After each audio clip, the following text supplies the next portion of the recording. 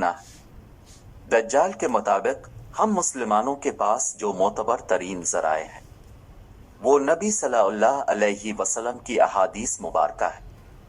دجال کی سواری۔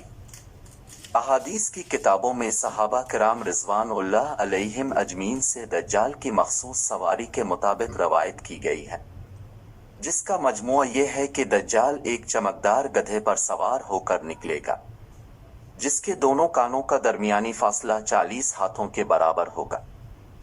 دجال اس گدھے پر سوار ہو کر سمندر میں اس طرح داخل ہوگا جیسے گیوڑ سوار اپنے گھوڑے پر سوار ہو کر ایک دم ندی میں داخل ہو جاتا ہے۔ دجال کا ظہور۔ یہ وہ وقت ہوگا جب لوگوں کی ایمانی حالت بہت کمزور ہو چکی ہوگی۔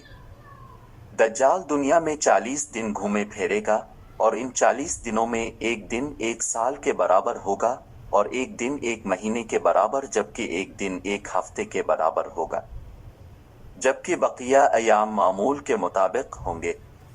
دجال کی رفتار۔ دجال کے لیے زمین سمیٹ دی جائے گی، یعنی وہ بہت تیز رفتاری سے سفر کرے گا اور سورج کے غروب ہونے کے مقام پر اس سے پہلے پہنچ جایا کرے گا۔ سمندر کا پانی اس کے ٹخنوں تک پہنچے گا۔ دجال کے پاس 70,000 کی فوج ہوگی، جس کے اوپر سبز رنگ کی چادریں ہوگی، یہاں تک کہ وہ ابو المراق کے ٹیلے پر آ کر ٹھہر جائیں گے۔ خدائی کا دعویٰ۔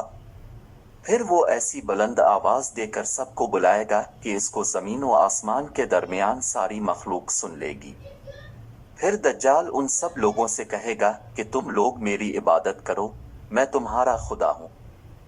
اس موقع پر رسول اللہ صلی اللہ علیہ وسلم نے فرمایا کہ تمہیں پتہ ہو کہ تمہارا رب ایک آنکھ والا نہیں ہو سکتا، بھلا وہ رب جو دوسروں کو آنکھیں دیتا ہے، وہ خود کیسے بینائی سے محروم رہ سکتا ہے؟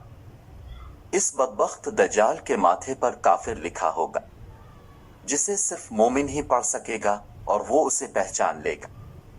دجال اپنے گدھے پر سوار ہو کر ساری زمین پر گھومے گا۔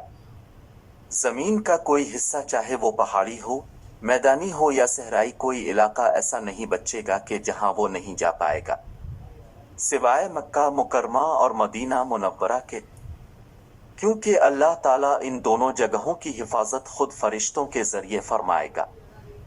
دجال جب وہاں داخل ہونے کی کوشش کرے گا تو فرشتہ اس کا رخ پھیر دیں گے۔ ان احادیث کی بنیاد پر یہودی خاص طور پر گدھے کی تعظیم کرتے ہیں، اور وہ اپنی خفیہ عبادتوں میں گدھے کو ضرور شامل کرتے ہیں۔ بعض لوگوں کا یہ دعویٰ ہے کہ عبادت کے دن خفیہ طور پر یہودی ایک گدھے کو اٹھا کر بیت المقدس میں لے جاتے ہیں، جہاں مختلف رسم و رواج کے مطابق اس گدھے کو سجایا جاتا ہے۔ یہ تمام باتیں اس جانب اشارہ کرتی ہیں کہ خروج دجال کا وقت اب زیادہ دور نہیں۔ بلا شبہ یہ فتنوں کا دور ہے، اور اس وقت انسانیت دجال اور دجال کی قوتوں کے فتنے عظیم کی طرف بڑھ رہی ہے۔ لہذا دجال کی قوتوں سے آگاہی رکھ کر ہی ہم اپنی نسلوں اور اپنے ایمان کی حفاظت کر سکتے ہیں۔ اللہ پاک ہمیں اور ہماری آنے والی سب نسلوں کو دجال کے فتنوں سے محفوظ رکھے۔ آمین۔